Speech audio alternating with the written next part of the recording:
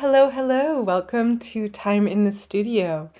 I'm your host, Sarah Marie Miller, and this is a supportive space for multi-passionate, earth-loving creatives who want to dig in and flourish.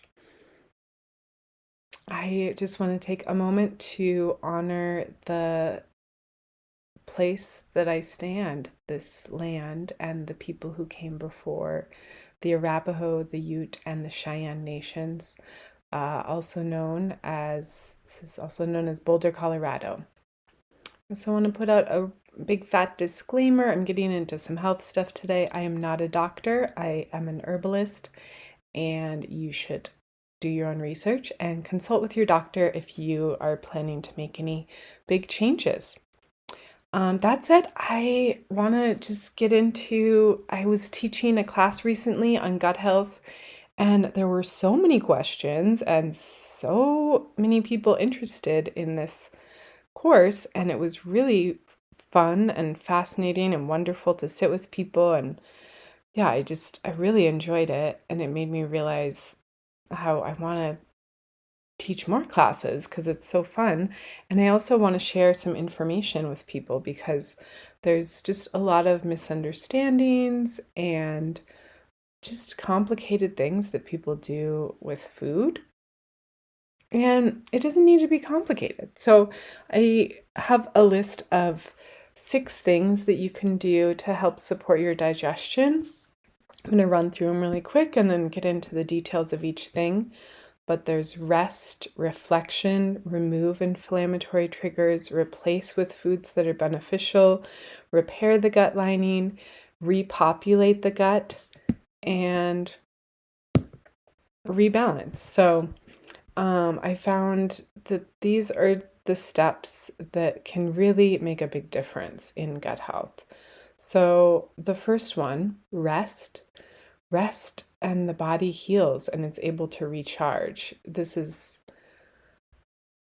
applicable in a couple different ways, but the main 2 things I was thinking of regarding rest are to make sure you get enough sleep each night, because when we don't sleep well, it's definitely linked to digestive issues and hormonal fluctuations and hormonal issues, and it increases the ghrelin in our body, which is kind of like this hungry hormone that makes you just want to eat more food.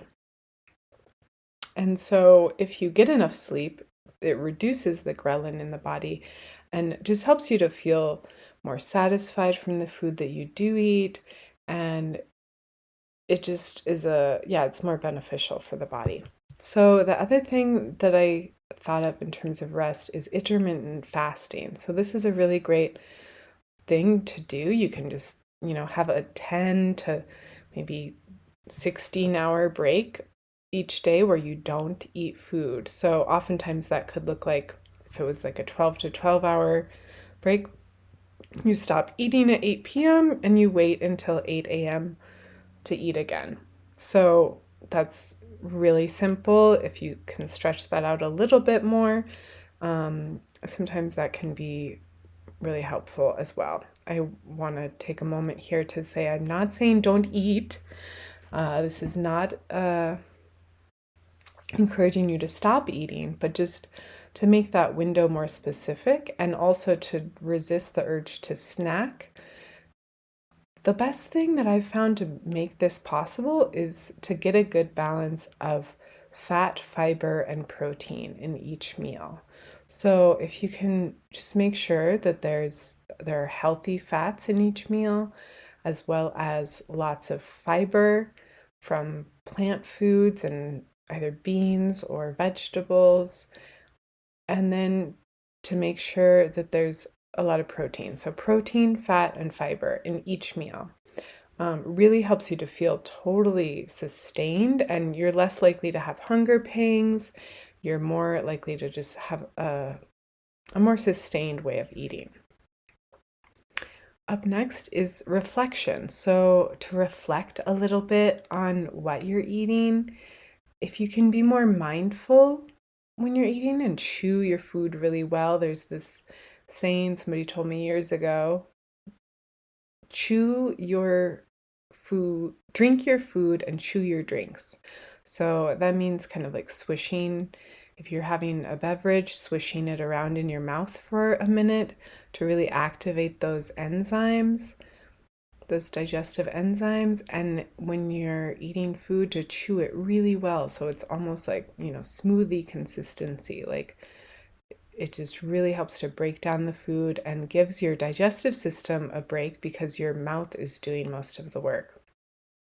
Meditation is also really helpful, and breath work. So, just bringing your hands to your belly and just focusing on breathing into your belly. You can also play around with journaling what you eat, so keeping a food journal and just noticing how different foods make you feel. Setting intentions for your food and sending gratitude to your food. So before you eat, just notice like what is this I'm about to eat? Is this processed? Is this from scratch? Is there a blend of fat, fiber, and protein in this meal? Could I add another vegetable or three to what I'm eating? Just little bites here and there of more plant material and more diversity of plants. We want to try to get at least 30 different plants in our diet each week as a minimum. Ideally, you can do even more. A good way to do that is just by having tea. And tea and stir fries are kind of like my go-to, because you can make an herbal tea that has over 7 or 8 different plants in it, and that's helping to increase this web of support of different plants supporting you each day. So yeah, reflection, having a little moment of gratitude that this food came to you, like, oh my God, it's amazing. Just that you're able to eat food and that it's here for you. And then number 3 is remove inflammatory triggers. So there's a lot of different options here for inflammatory triggers. It could be a food allergen, it could be genetically modified food, it could be antibiotics, it could be, number of pharmaceuticals are very inflammatory to the gut lining.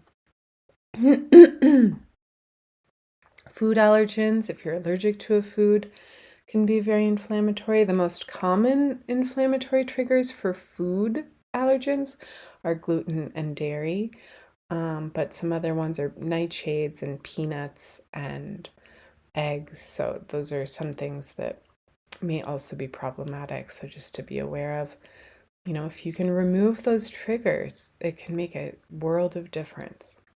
And then number 4, replace. So replace those triggers with foods and herbs that are beneficial. So more different plants and herbs and nutrients that support the gut lining. Number 5 is repair the gut lining. So adding demulcents, healthy fats, collagen, gelatin. You can do, other demulcent plants like marshmallow is lovely, or seaweed. So just really soothing that gut lining, repairing it, because it's a very delicate balance. And then repopulating. So once you have soothed the gut lining, then it's easier to bring in probiotics.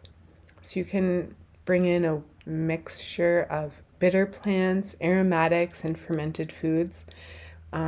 These 3 things can really help to create a strong and diverse microbiome and help your body be able to break down, assimilate, and utilize all the nutrients that you're bringing into your body.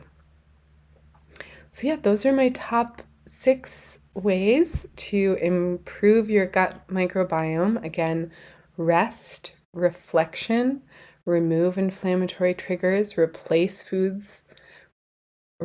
with foods and herbs that are beneficial, repair the gut lining, and repopulate.